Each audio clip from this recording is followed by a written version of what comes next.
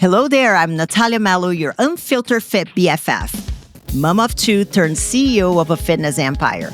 Someone who truly understands the struggles of trying to stay fit, sane, and sexy, all while juggling work, life, and motherhood.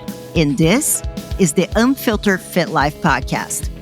Follow along wherever you're listening and join me weekly as I help busy working moms just like you simplify your fitness journey so you can lose fat, regain your confidence, and feel sexy AF. It's time to stop living in the what ifs and hiding from the cameras. It's time to regain control over your body, feel sexy naked, and wear a bikini confidently.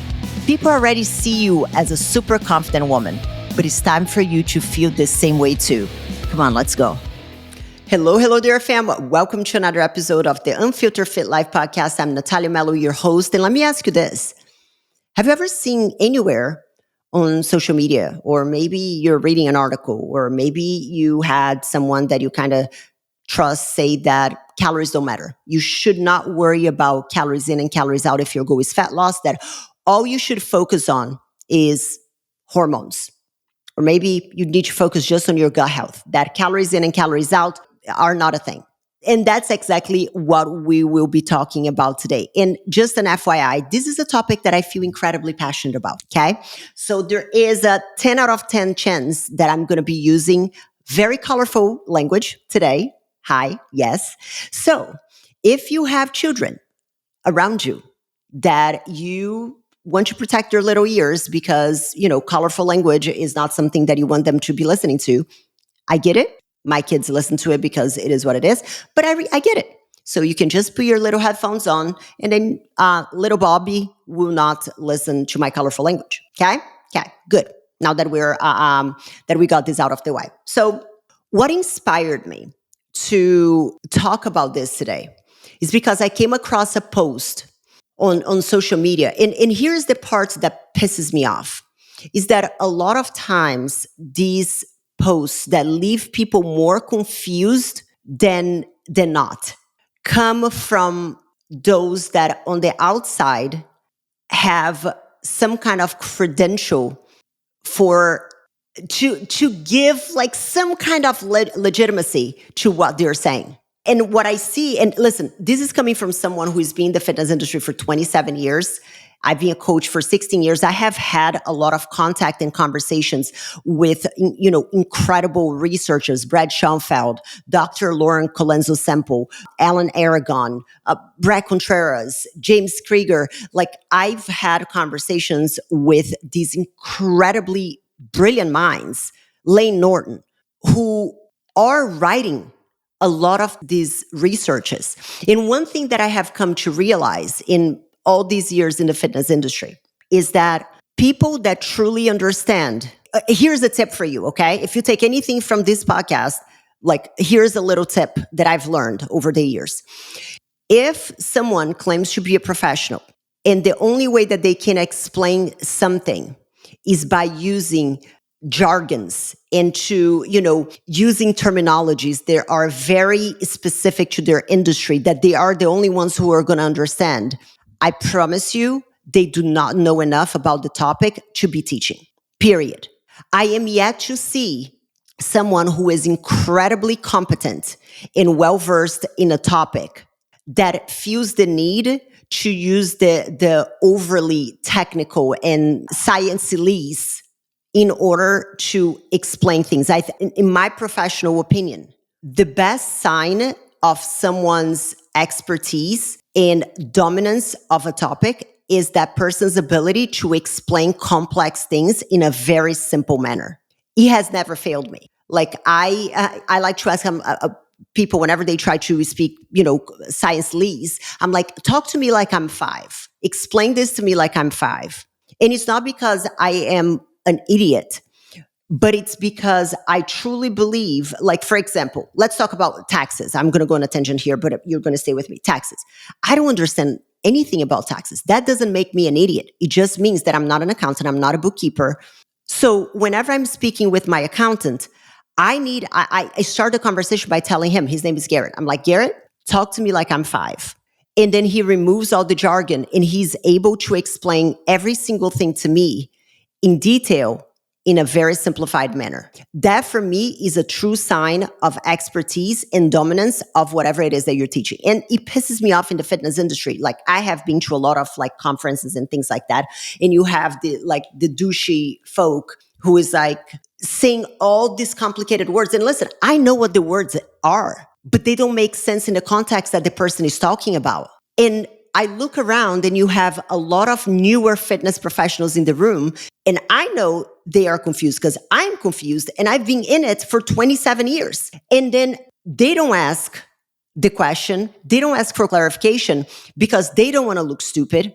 And that's why a lot of charlatans are able to advance themselves in the fitness space, because they just talk jargon, which makes them look smart, and nobody ever challenges them. And if you ask them to like talk to me like I'm 5, they're not able to simplify because they don't know enough about the topic to do that.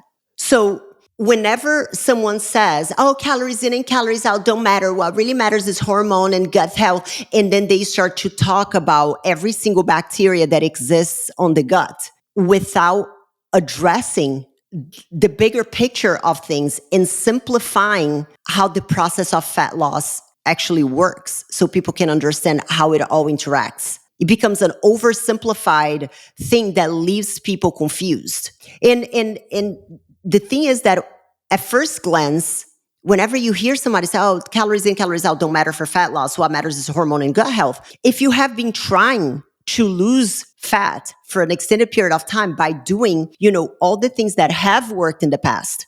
Oh, I'm eating healthily. I'm eating clean and I'm training and I'm doing this and it's not working. Well, maybe I'm missing something. That's the missing piece. Maybe I've been counting calories or I've been tracking my food for absolutely no reason, portion control. What I really should be doing is focusing and fixing my gut and taking like those 72,000 steps of supplements in balancing my hormones with the detox and like cleaning the parasites that is going to make me shit for 15 days straight. And I get it. Whenever you have been doing something that has worked in the past and it stops working, you start to look for solutions in unorthodox places. But a lot of times, whenever you start to, go into the unorthodox places, you start to focus on the 1% that move the needle rather than on the 99% that move the needle. It's funny because even whenever we're talking about like fat loss, like I think that the first thing we need to talk about is understanding how fat loss works. Okay. And I'm going to simplify this to give more context for anybody that isn't familiar with calories in and calories out, which a lot of fitness professionals call CICO, for calories in, calories out, or energy balance or calorie deficit. Okay. So in order for fat loss to happen, there needs to exist a caloric deficit.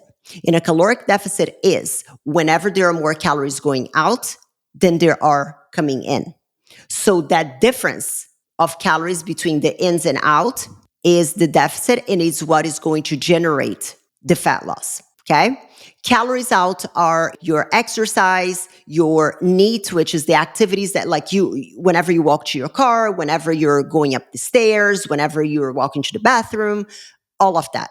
And calories in is the food that you eat or anything that you consume, not necessarily just food, but drinks as well. Okay.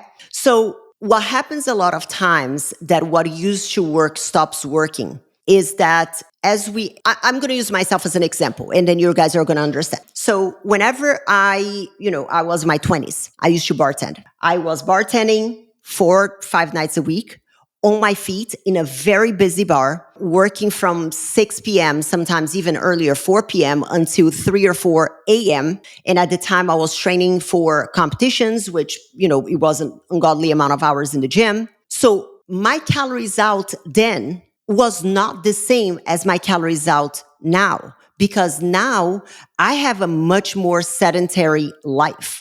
A lot of people think that because I'm a fitness professional that I'm always jumping around. No, like the majority of my days sat in my office, in my home office, in my sweatpants like I am right now, just dressed from the waist up in socks and not really moving for about 10 hours. So even the same person can have a different caloric deficit depending on what season of life they're in. And, it doesn't necessarily have to do with aging per se, because we do have evidence that supports that the weight gain that people experience as they age comes primarily from leading a more sedentary lifestyle, which makes sense. Whenever you are in your 20s, you're in college and you're probably walking around college campus and you're, going out and doing all the things. And maybe in the beginning of your career, you were in a sales role, which required a lot of, walking around and doing things. And then as you start to ascend in your career, maybe you have a more office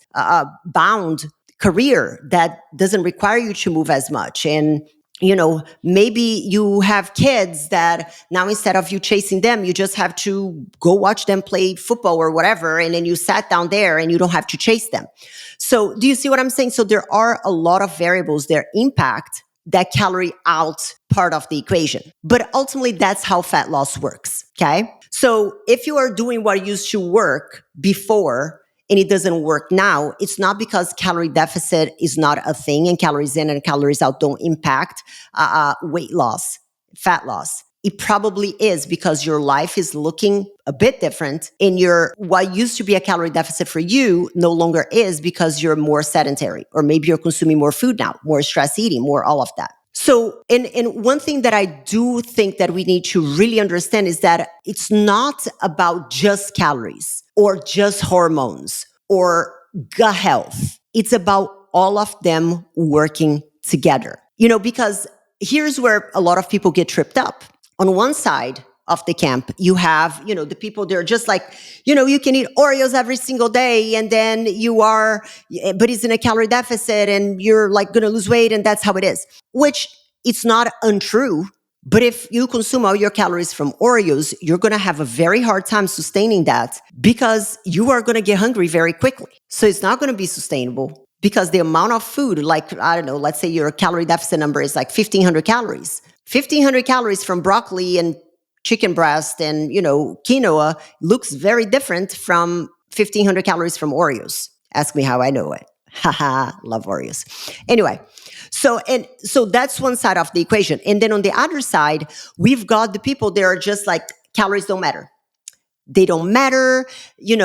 These people tell you that energy balance is like this mythological creature, and that if you heal your gut and you balance your hormones and like everything would just like magically fall into place. And the problem with this is that both are oversimplifying and both are missing a much bigger picture. And because they're missing the bigger picture, they are, overcomplicating things for people that are already starved for time. One of the biggest problems that people have right now is a lack of time. Why the hell we are going to encourage people to obsess and focus on like the 2%. Oh, you just need to focus on your gut health. That's it. That's all you need to do. Focus on that 2% instead of focusing on the much bigger picture of like the 98%, right? And why do we need to pick? We're either 100% on this or 100% on that. Why can it not be, we're going to be in a calorie deficit and we're also going to make the choice to eat foods that are going to be better for my gut health. So there is this like oversimplification of a system, which by default ends up overcomplicating things for people because they're nitpicking. It's like water, H2O. And then you have the morons that walk around supermarket aisles saying, oh my goodness, this water has hydrogen on it. You're going to die because it has hydrogen. Like I nearly failed in chemistry, hated it with a passion. But you do not need to be a chemist to know that logic doesn't make sense. And that's what people are doing whenever it comes to like picking separate parts of a much bigger equation and making that the problem. That is an oversimplification of what the problem and what the solutions are. And the way that I like to look at it, like let me try and explain a very like simple analogy. Think of your body as a sports team, right? The calories are the scoreboard, meaning at the end of the day, the numbers will matter. Like we don't hand out everybody's a winner trophy over here, okay? So if you are like using the analogy of a team, the numbers matter. So the calories are the scoreboard. You cannot win a game without points. That's energy balance. The hormones, they're the coach. They decide how well the players perform. They place the key players in the right place to perform at the highest level. They tell the players when to push hard, when to pull back, when to rest, when to adjust their strategy. If your coach is off, the team is not going to function at its best. You can have the best players. You can still win, but you're not going to be functioning at its best because the coach is not giving the right directions. And the gut health would be the team chemistry.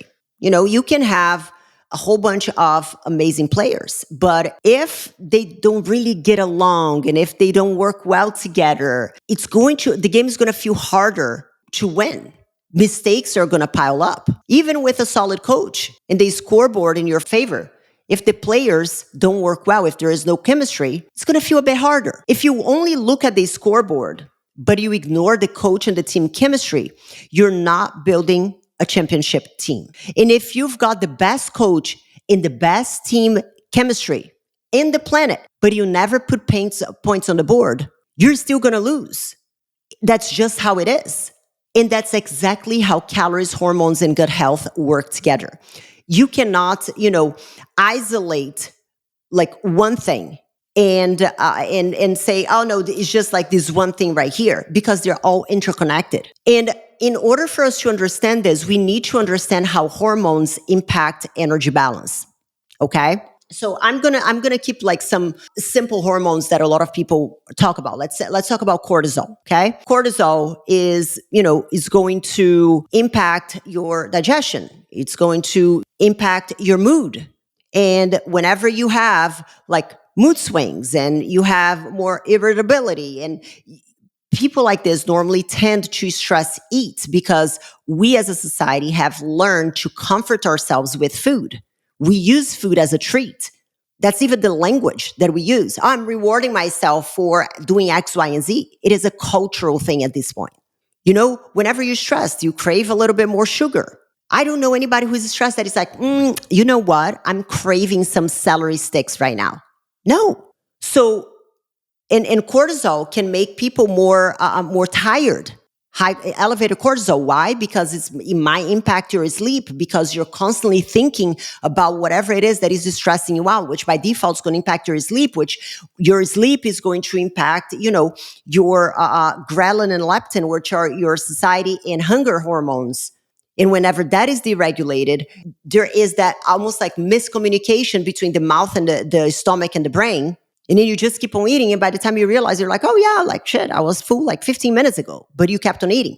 So the hormonal fluctuation impacts on how we consume calories, the calories in, but also how we expend calories, the calories out.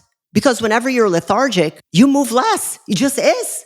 Whenever you're sleep deprived, you're tired. You don't move, and you don't want celery sticks. You don't want to stick to the plan that you created. If you don't have your food available, you're like, you know what? I don't feel like cooking. I'm just going to grab whatever, which that by default is going to increase your caloric intake. Okay.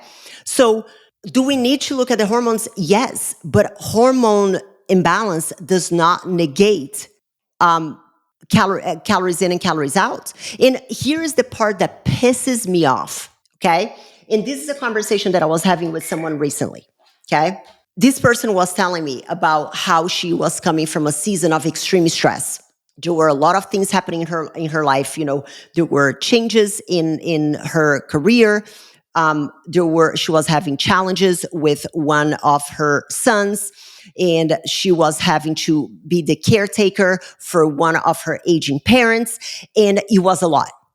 And she even said, she was like, you know what? Like, I wasn't focusing. I was so stressed. I wasn't focusing on exercising. I was just eating whatever was available. I was just incredibly stressed. And then she tells me, oh, and then I spoke with dysfunctional whatever.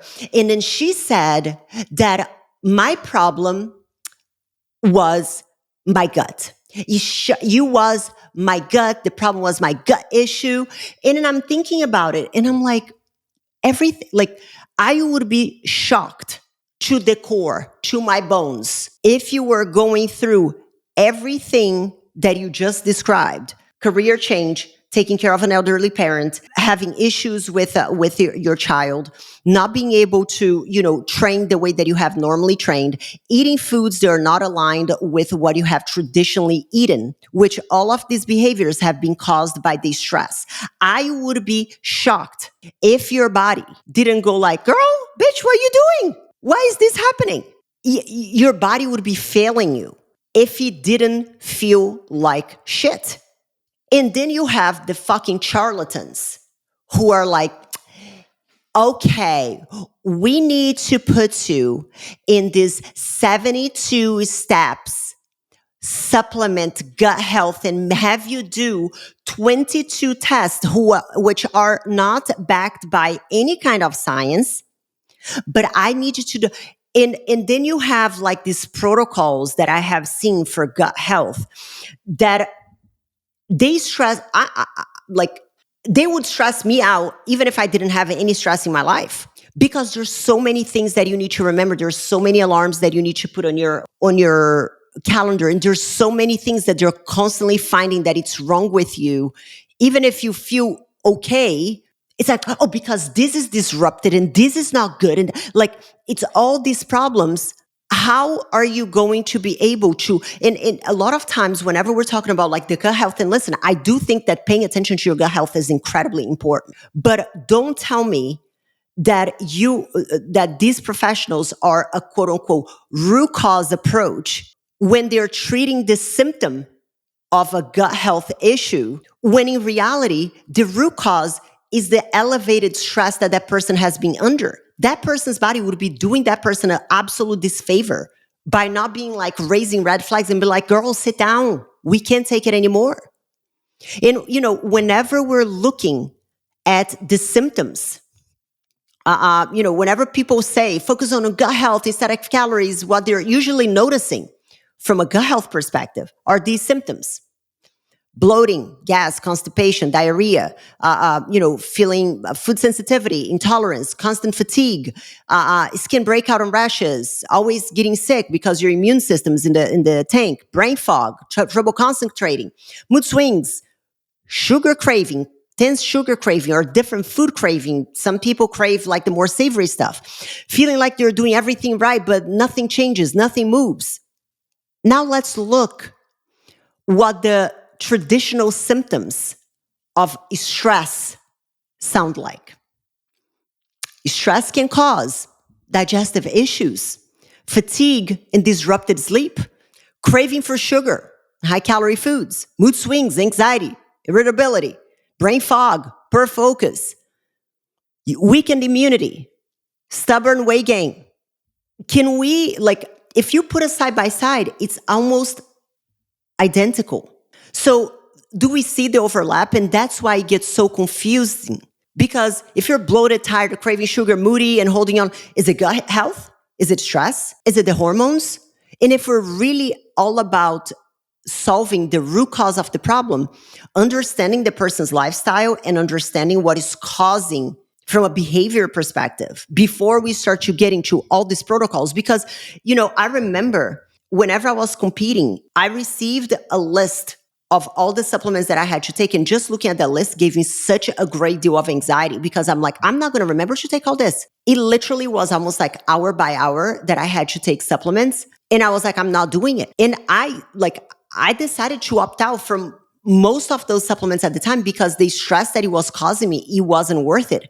And that's how I see a lot of times when people are trying to focus on like just the gut health issue and erase everything else, you're doing that person a disservice. And the reality is that it doesn't really matter which one started it. They all feed into each other. And the downstream effect is the same. It makes energy balance harder, whether it's stress, whether it's gut health issues. So saying that because it is a gut health that energy balance and calorie deficit doesn't apply for fat loss, it's a flat out lie. Because if you are fatigued, craving, having mood swings. You are having brain fog and you're like constantly getting sick, which by default is going to impact your calories out because, sick people don't want to move. It's going to make energy balance harder and you're more likely to overeat, skip workouts, recover poorly, and then you get stuck.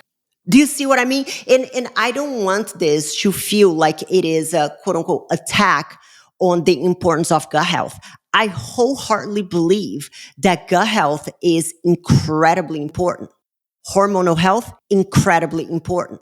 But isolating the issues and completely negating that, the calories in and calories out is the foundation of how fat loss happens. And gut health issues and hormonal issues impact how those numbers interact. Negating that is basically negating one of the most fundamental laws of physics. And here's the bottom line. Calories do matter. Energy balance will always set the foundation. So think of it almost like as a boundary on the outside. Like imagine that you draw a big circle. That's the boundary given by the calories, the calorie deficit.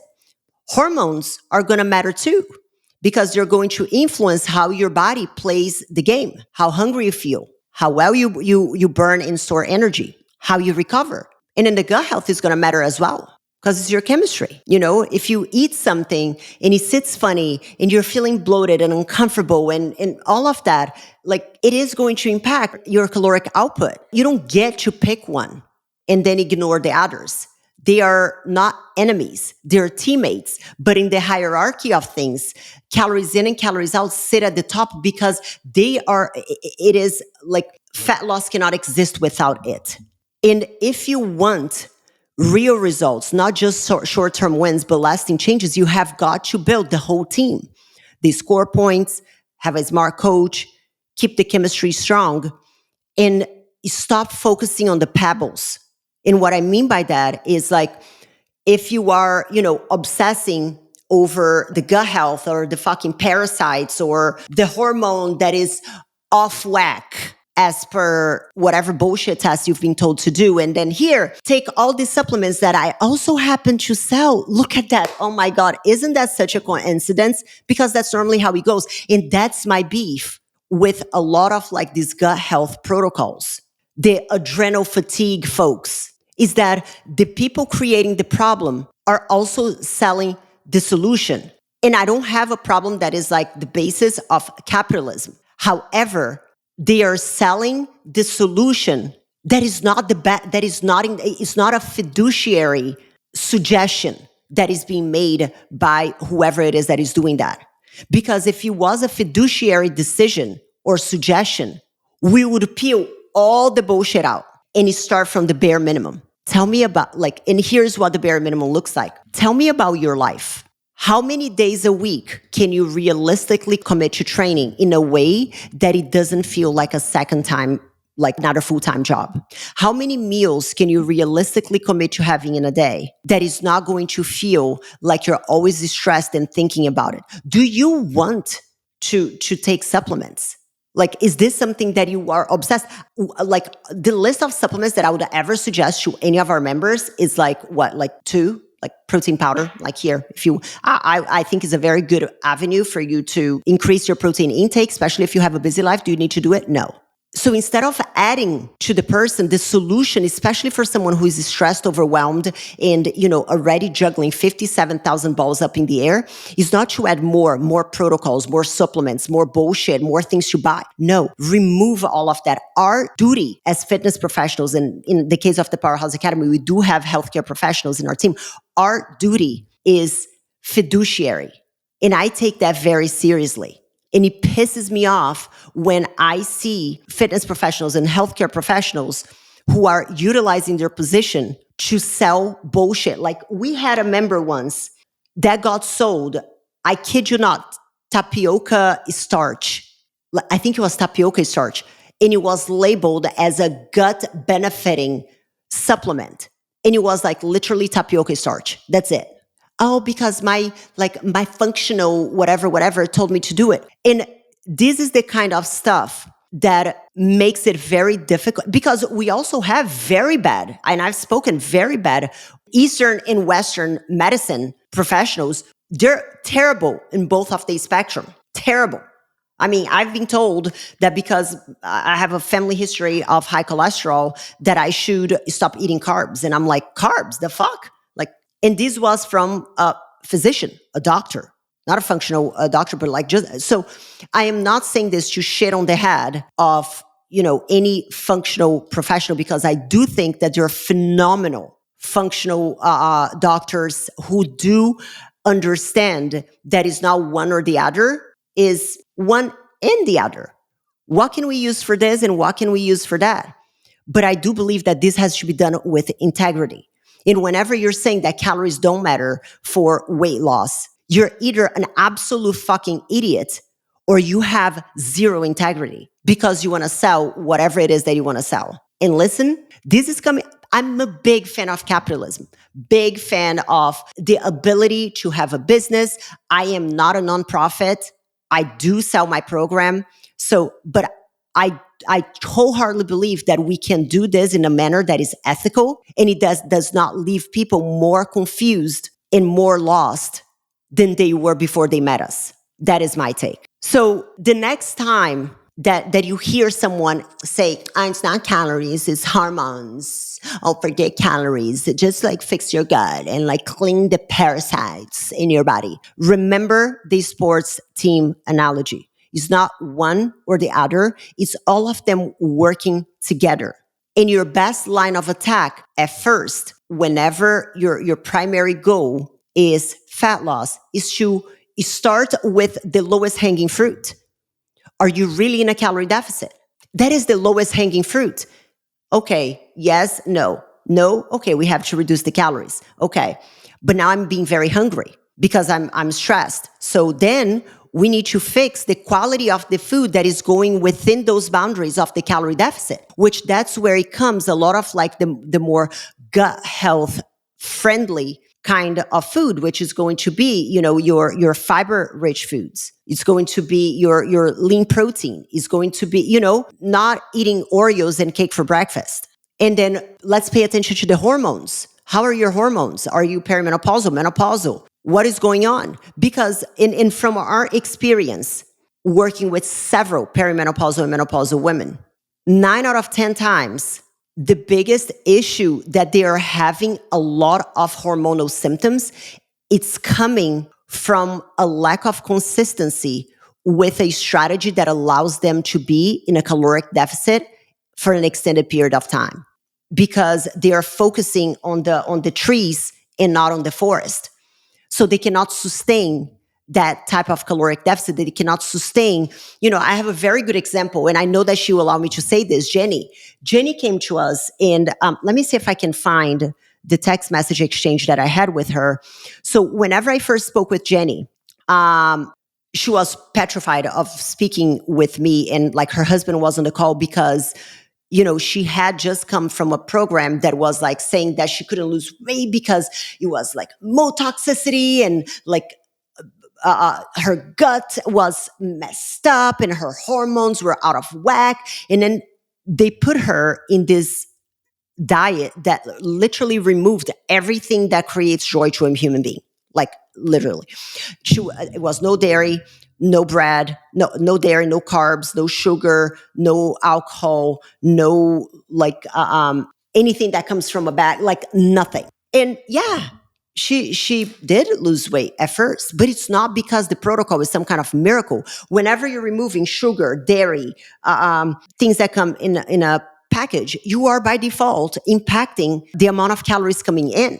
It's just simple math, right? So, but what happened was, it was so stressful for her to be in that kind of diet because it felt restrictive. She has a son. She wanted to, go to her son's baseball game and not be stressing about, what if I want to have like a freaking popcorn? I can't. That was creating more stress for her. So the second that she stopped following that very restrictive and stressful protocol with 27,000 steps, which I think she paid like $5,000 for, she gained all the way back. And then the person came back and was like, well, now we need to do this other test because surely it's like your hormones that is keeping things from moving. And then whenever she spoke with me and she's like, how many supplements am I going to have to buy? I'm like, from us telling you? Like none. And she's like, okay, but like, what other tests am I going to have to do? And I'm like, I don't know. Let's take everything out, like all the bullshit, all the noise.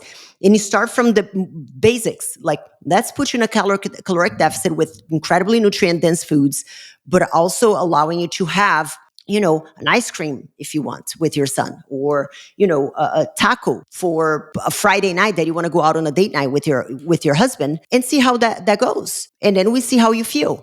Well, long story short, she's lost, 25 pounds while he's still eating things that she enjoys. We have another member that has had significant issues with her digestion. I'm actually going to be interviewing her very soon. After I interview her, I'll make sure that I come back here and I put a link to the episode with her. In like significant gut issues. What we did, took out all the noise, simplified, built on the foundation, nutrient-dense foods, allowing her to eat the things that, not allowing, I don't even like the language of allowing because I'm not anybody's mother, but including in the plan, things that she enjoys that we know that don't trigger her like diagnosed health issues. And we are able to do this because we do have a registered dietitian on the team. And her symptoms are like basically gone. And I'm not sitting here and claiming that we did some kind of miracle, but this is what understanding, and she's lost, and she started very slim. She's 128 pounds, and she's lost 8 pounds already, something like that. So we're not talking about someone who had a lot to lose. We're talking about somebody who already started at a very small frame and just doing the basics. Removing all the noise, removing all the bullshit, making sure that she's eating foods that are good for her digestion, but without obsessing with this 27,000 steps protocol with 15 different supplements and workouts that she cannot maintain because it keeps her in the gym for 52 hours. That is not necessary. So if you're stuck, trying to figure out why the scale won't move, even though you feel like you've been doing everything right, this is your reminder. It's not about finding that one magic solution per se. Oh, it's just the gut. It's about putting the whole picture together. And once we put the whole picture together, how can we simplify the process to get from A to B? That is where the magic lies, because complicated protocols might give short-term results from a fat loss perspective. But there's if you already work a very demanding job and you have kids and your kids are in sports and you have a spouse and you are taking care of a ill parent, who's got time to be taking supplements every few hours? It's just not real. It's not real life. So this is the thing that I want you guys to take away, is that be alert for the jargon, for the complicated language, for things that sound too good to be true.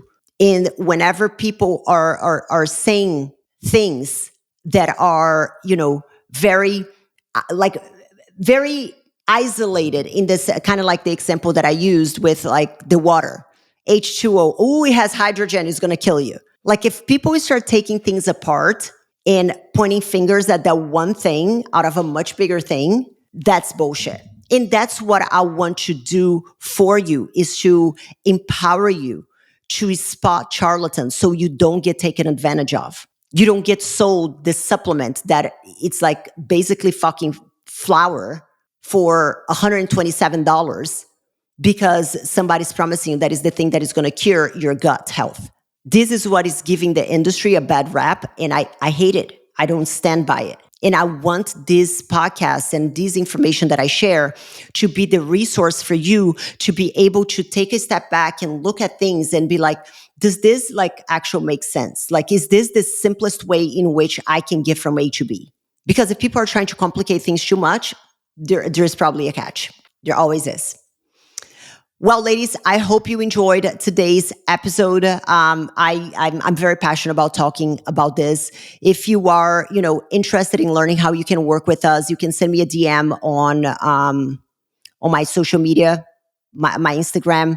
Just send me a message with the word coaching, and I can send you the information. It is by application only to join the Powerhouse Academy. So just because you send me a message, it doesn't necessarily mean that you're going to get in. And I would love for you to leave a review.